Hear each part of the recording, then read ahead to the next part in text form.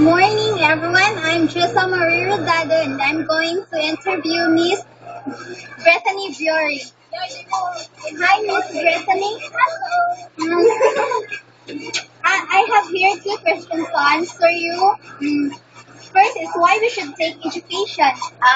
For me, it is important to take education because education is the vital thing or important thing in our life, and this is the only wealth that cannot be stolen by anybody. Wow, nice answer. My last question is what are the advantages of taking BEN?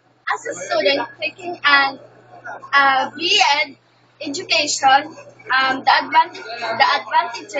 advantages that I have encountered in taking this course is that I learned the different strategies and techniques in teaching. That's okay. Thank you, Miss Biori. Thank you. Thank you.